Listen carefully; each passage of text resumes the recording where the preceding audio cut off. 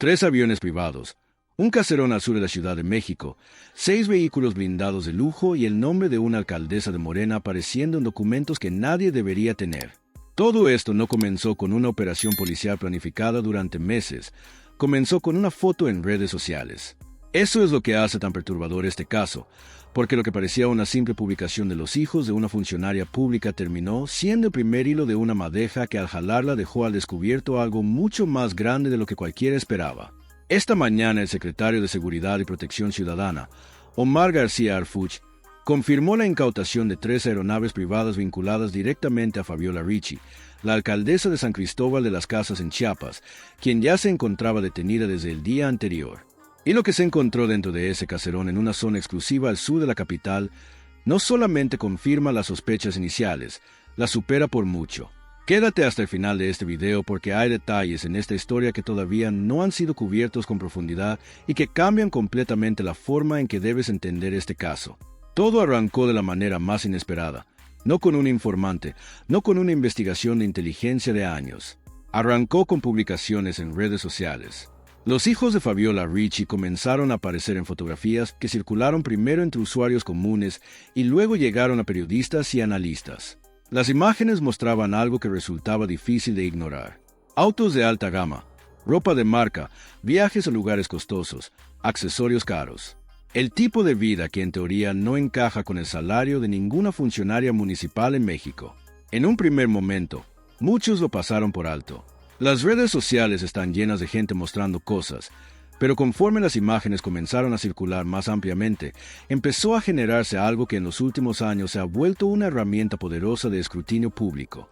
Investigación colectiva. Personas comunes sin acceso a expedientes ni bases de datos comenzaron a hacer algo tan simple como comparar cuánto gana una alcaldesa en un municipio como San Cristóbal, cuánto cuestan esos autos, esos viajes, esa ropa. Y cuando los números empezaron a no cerrar, las preguntas se volvieron más serias. Según registros públicos, el salario mensual de una presidenta municipal en un municipio de ese tamaño en Chiapas puede rondar los 100,000 pesos. Es un ingreso significativo dentro del contexto de la administración pública local, no hay que minimizarlo. Pero cuando alguien empieza a hacer cálculos básicos, a sumar lo que costaría mantener ese estilo de vida durante un mes, durante un año, durante un mandato completo, el resultado no cuadra. No cuadra ni de cerca. Lo que comenzó como un debate en redes sociales se convirtió en algo más formal cuando los medios de comunicación empezaron a darle seguimiento al caso. Y fue entonces cuando apareció el primer elemento que cambió el nivel de todo esto. Quiero que entiendas bien lo que te voy a explicar ahora, porque es el punto donde esta historia deja de ser un escándalo de redes sociales y se convierte en una investigación criminal de alto nivel. Dentro de una serie de documentos que comenzaron a filtrarse a través de distintas fuentes vinculadas a la Secretaría de Seguridad y la Unidad de Inteligencia Financiera, apareció algo que en México ya tiene nombre conocido, una narconómina. Para los que no están familiarizados con el término, una narconómina es básicamente un registro de pagos, un documento donde aparecen nombres de personas que según la información contenida ahí habrían recibido dinero o beneficios a cambio de proteger, facilitar o simplemente mirar para otro lado frente a operaciones del crimen organizado. Estos documentos no son nuevos. Han aparecido en otros casos de alto impacto. La diferencia es quién aparece en ellos y en qué contexto. Porque cuando los investigadores comenzaron a revisar este documento en particular, uno de los nombres que encontraron fue el de Fabiola Ricci. Eso fue el detonador. A partir de ese momento, la investigación pasó a otro nivel completamente distinto. Ya no se trataba de sospechas basadas en fotografías de Instagram. Ahora había documentos que, de ser auténticos, vincularían directamente a una funcionaria electa con el Cártel Jalisco Nueva Generación, una de las organizaciones criminales más grandes y violentas del país. ¿Cómo siguieron los investigadores a partir de ahí? De la manera en que siempre se sigue el dinero. Equipos especializados de la Unidad de Inteligencia Financiera comenzaron a revisar los movimientos bancarios vinculados al entorno de Ricci. No solamente sus cuentas personales, también las cuentas de personas cercanas, familiares, socios, empresas registradas a su nombre o a prestanombres identificados en los documentos filtrados. Lo que encontraron fue exactamente lo que las sospechas iniciales sugerían, transferencias que no podían explicarse con ingresos legítimos. Y no estamos hablando de cantidades pequeñas. Estamos hablando de transferencias millonarias originadas en cuentas fachada que terminaban en dependencias públicas o en manos de personas con cargos dentro de la administración. Un esquema que, según los investigadores, funcionaba en paralelo con contratos públicos simulados, obras de infraestructura en Jalisco y en el Estado de México, que sobre papel parecían legítimas, pero que en la realidad eran mecanismos para mover dinero de manera encubierta. Piénsalo un momento. Contratos públicos adjudicados de manera directa, sin licitación, a empresas que resultaban ser fachadas controladas por el entorno de Richie. El dinero entraba como pago por una obra. La obra, en el mejor de los casos, era ejecutada a medias o con materiales de menor calidad. Y el excedente, la diferencia entre lo que se cobró y lo que se gastó realmente, se movía hacia donde se necesitaba. Operadores del CJNG, campañas electorales, cuentas offshore.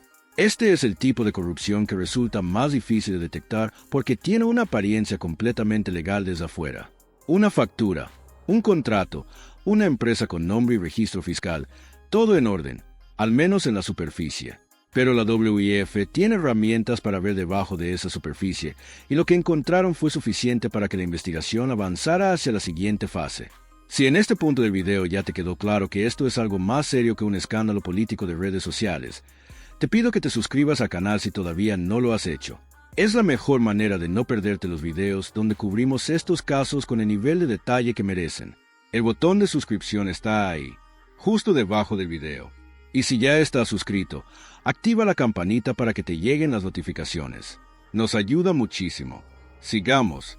La detención de Fabiola Richie fue confirmada el sábado y con ella llegó también la primera información oficial sobre lo que las autoridades habían encontrado. Pero lo que se anunció ese día fue solo el inicio, porque mientras Richie era puesta bajo prisión preventiva, los equipos de inteligencia ya estaban preparando el siguiente movimiento. A las 8 de la mañana del domingo, 8 de marzo de 2026, García Harfuch emitió un comunicado desde la Ciudad de México, confirmando una operación que había comenzado horas antes. El objetivo, un caserón ubicado en una de las zonas más exclusivas al sur de la capital. Y lo que se encontró ahí fue lo que terminó de definir la dimensión real de este caso. El operativo fue ejecutado de manera coordinada por elementos de la Fiscalía General de la República, la Guardia Nacional, la Secretaría de la Defensa Nacional y la Agencia Federal de Aviación Civil. 4 instituciones trabajando al mismo tiempo, cada una con una función específica dentro de la operación. La coordinación de ese nivel no se improvisa. Significa que el cateo estuvo planeado con anticipación, con información previa suficiente para saber exactamente qué buscar y dónde. Cuando los equipos ingresaron al caserón, lo primero que llamó la atención fue lo evidente. Una propiedad de ese tamaño en esa zona de la ciudad ya representa por sí sola una declaración patrimonial que ningún funcionario municipal podría justificar fácilmente, pero el inmueble era solo el contexto. Lo que estaba dentro era lo verdaderamente relevante. 6 vehículos de lujo, todos blindados, todos de marcas premium. Joyas y relojes de alta gama, efectivo en fajos sellados de distintas denominaciones, dispositivos electrónicos, computadoras, teléfonos, tablets, documentos contables, incluyendo estados de cuenta de empresas offshore y facturas vinculadas a contratos públicos. Cada uno de esos elementos es una pieza de evidencia. Cada uno apunta hacia el mismo lugar, pero ninguno de estos hallazgos fue el que dominó los titulares de la mañana. Lo que acaparó toda la atención fue algo que estaba fuera de Cerón, o al menos a unos pasos de él. 3 aviones privados, 2 jets ejecutivos y un turbohélice. Todos con matrícula mexicana. Todos con registros a nombre de empresas que los investigadores identificaron de inmediato como fachadas controladas por el entorno de Richie. Las aeronaves estaban en un hangar privado junto a la propiedad o en un aeródromo cercano y su valor combinado, según los peritos que participaron en la operación, asciende decenas de millones de pesos. Permíteme ponerte esto en perspectiva porque es importante que entiendas la magnitud de lo que estamos hablando. Un jet ejecutivo de nivel medio, un Lear o un Citation puede costar entre 2 y 8 millones de dólares dependiendo del modelo y el año. Estamos hablando de entre 40 y 160 millones de pesos al tipo de cambio actual por aeronave. Y eso sin contar los costos de operación, mantenimiento, tripulación y hangar. ¿Cómo justifica eso una alcaldesa municipal? La respuesta corta es que no puede. La respuesta más larga es que, según los investigadores, no se trata de un gasto que Richie hiciera con su propio dinero de manera directa. Las aeronaves estaban registradas a nombre de empresas que sobre papel tenían actividad comercial legítima, pero que al revisar sus operaciones reales, su flujo de caja, Sus contratos y sus relaciones con funcionarios públicos mostraban exactamente el mismo patrón que los contratos de infraestructura. Dinero que entra con una justificación legal y sale hacia donde no debería. Y esos aviones no eran simplemente un símbolo de riqueza, tenían una función operativa. Según la información difundida por la SCPC, las 13 aeronaves eran utilizadas para traslados rápidos de efectivo, joyas y precursores químicos entre distintos puntos del país. También para vuelos discretos entre México y Estados Unidos, coordinados con redes logísticas del CJMG. En otras palabras, estos aviones formaban parte de la infraestructura de transporte de una organización criminal. No eran caprichos, eran herramientas de trabajo. García Arfo, en su declaración pública, dijo exactamente esto: filtramos la corrupción para que nadie pueda ocultarla más. Estos aviones no volverán a servir para lavar dinero ni para evadir la justicia. El legado de Richie y su red está destruido. Son palabras fuertes y en el contexto de todo lo que se encontró ese domingo por la mañana no parecen exageradas. Ahora bien, para entender por qué la estrategia de filtración fue tan importante en este caso, hay que retroceder un poco. La Secretaría de Seguridad y la WIF no solamente realizaron el cateo, también tomaron la decisión deliberada de difundir parte de la evidencia de manera controlada antes de ejecutar la operación. Esto es algo que merece atención porque no siempre se hace así.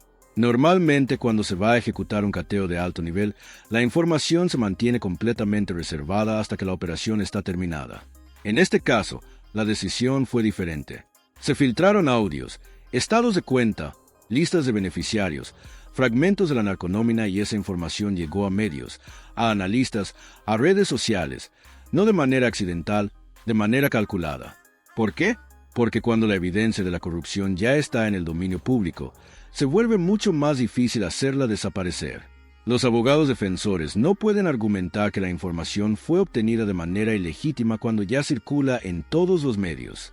Las presiones políticas para bloquear la investigación tienen menos margen de maniobra cuando la sociedad ya está al tanto de los detalles.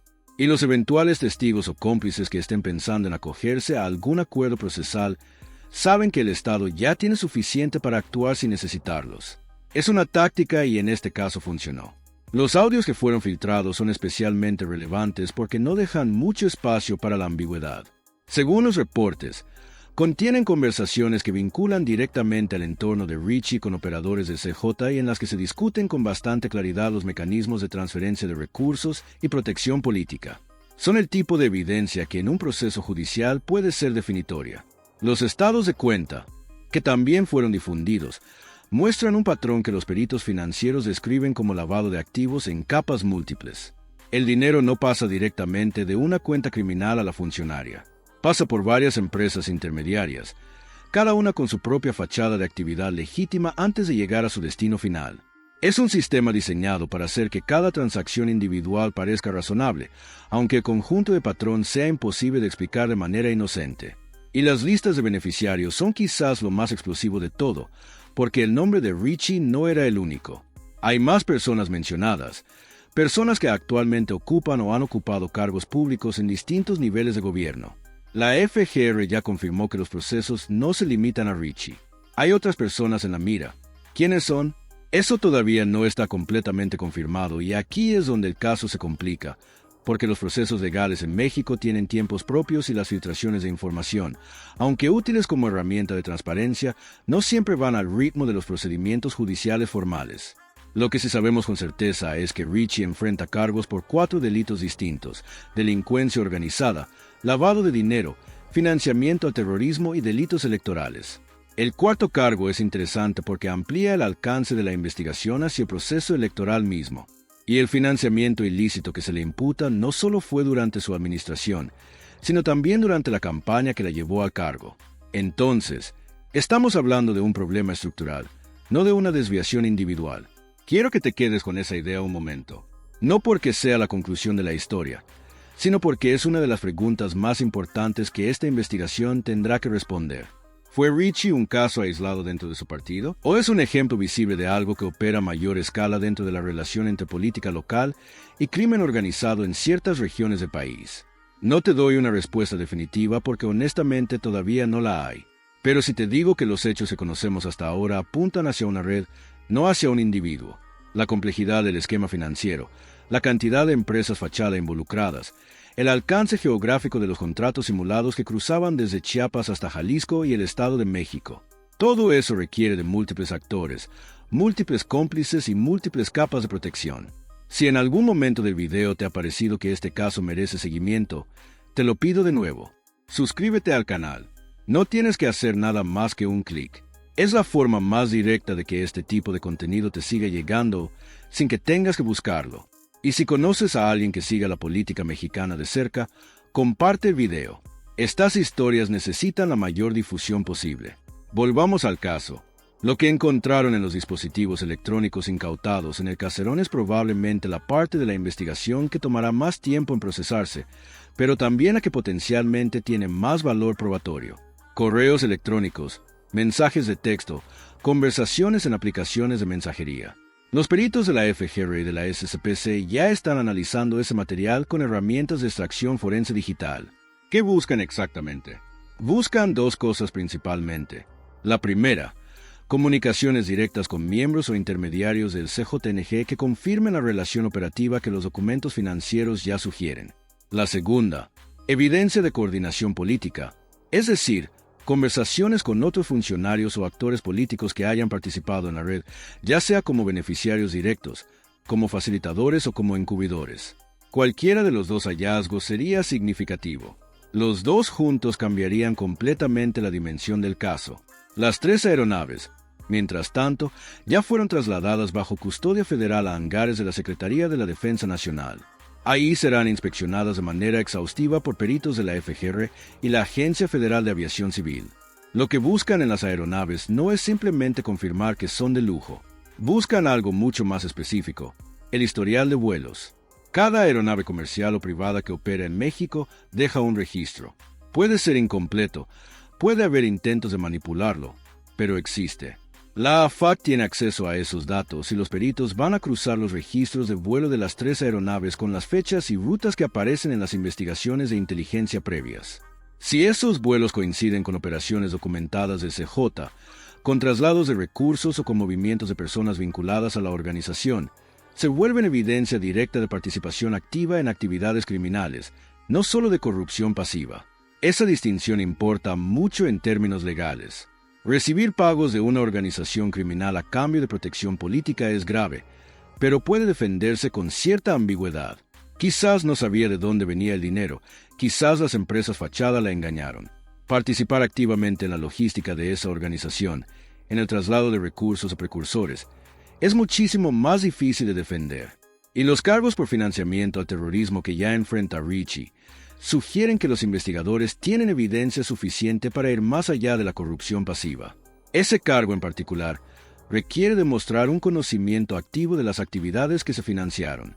No es un cargo que la FG represente sin sustento. El contexto regional también es importante para entender por qué este caso tiene la escala que tiene.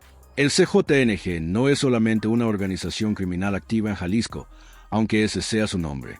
Es una estructura que en los últimos años ha extendido su presencia a prácticamente todos los estados del país y Chiapas. Por su posición geográfica fronteriza, es una zona de alto valor estratégico para las organizaciones que operan en el tráfico de personas, de mercancías ilegales y de drogas. San Cristóbal de las Casas, en particular, más allá de su conocida relevancia cultural y turística, está ubicada en una región donde las rutas de tráfico tienen presencia histórica. No es un dato nuevo. Lo que sí es relativamente más reciente es la documentación de vínculos directos entre autoridades municipales electas y esas estructuras criminales. ¿Cómo llegó el CJ a tener ese tipo de influencia sobre una figura política local? La respuesta, al menos en lo que este caso sugiere, es a través de financiamiento electoral. Si el dinero que financió la campaña de Richie vino en parte de fuentes vinculadas al cartel, entonces desde el primer día de su administración existía una deuda que cobrar. Una deuda que no se paga en efectivo, sino en favores, en contratos, en acceso, en silencio. Este mecanismo no es exclusivo de un partido ni de una región. Ha aparecido en distintos momentos y en distintos contextos políticos a lo largo del país. Lo que lo hace especialmente grave en este caso es la escala del esquema financiero que se descubrió y el nivel de sofisticación que implica. No estamos hablando de un político local que recibe un maletín con dinero una vez.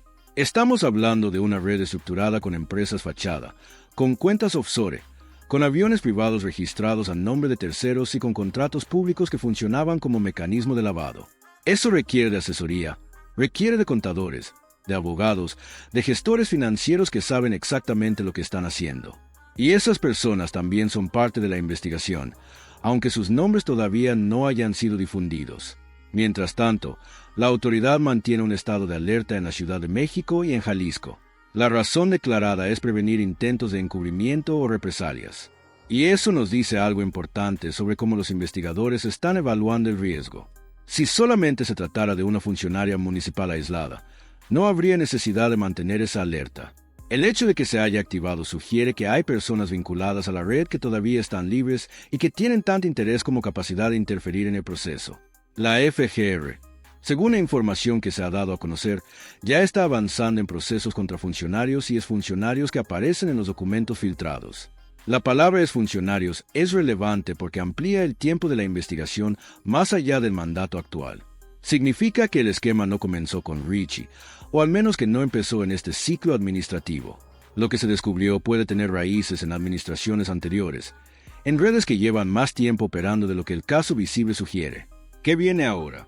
En términos procesales, Richie permanece bajo prisión preventiva. Eso es relevante porque implica que un juez de control ya valoró los argumentos de la FGR y determinó que existe riesgo de fuga o de obstrucción si se le deja en libertad. El proceso judicial avanzará con los tiempos que le son propios, audiencias, ofrecimiento de pruebas, posibles acuerdos procesales con colaboradores. Las 3 aeronaves van a ser objeto de un proceso de extinción de dominio. Esto significa que el Estado buscará quedarse con esos bienes de manera definitiva, sin necesidad de esperar el resultado completo del proceso penal. La extinción de dominio opera sobre la base de demostrar que los bienes tienen origen ilícito o que fueron utilizados para actividades delictivas, y en este caso la evidencia inicial parece suficientemente sólida. Lo mismo aplica para el caserón, los vehículos blindados y los demás bienes incautados durante el cateo. Si el proceso de extinción de dominio prospera, esos activos pasarán al Estado y podrán ser utilizados para programas públicos o simplemente retirados del circuito que los generó. Los dispositivos electrónicos y los documentos contables serán procesados con mayor atención por los equipos de peritos. Ese análisis puede tomar semanas o meses y dependiendo de lo que encuentren puede generar nuevas órdenes de aprehensión o de cateo. Hay algo más que vale la pena mencionar y que no ha recibido suficiente atención en la cobertura general del caso. La filtración controlada de evidencia que realizó la SCPC no es solamente una táctica procesal, es también un mensaje político. Cuando una dependencia del gobierno federal decide hacer pública parte de una investigación en curso antes de que los tribunales hayan resuelto, está eligiendo deliberadamente poner la información en manos de la sociedad. Esa decisión tiene un costo legal, puede complicar ciertas partes del proceso, pero tiene un beneficio político y social claro.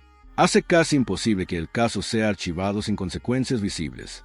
Si la evidencia ya está en el dominio público, si los audios ya circularon, si los estados de cuenta ya fueron publicados, entonces cualquier decisión judicial que favorezca a la imputada sin una justificación sólida va a enfrentar un escrutinio enorme, la transparencia forzada como instrumento de rendición de cuentas.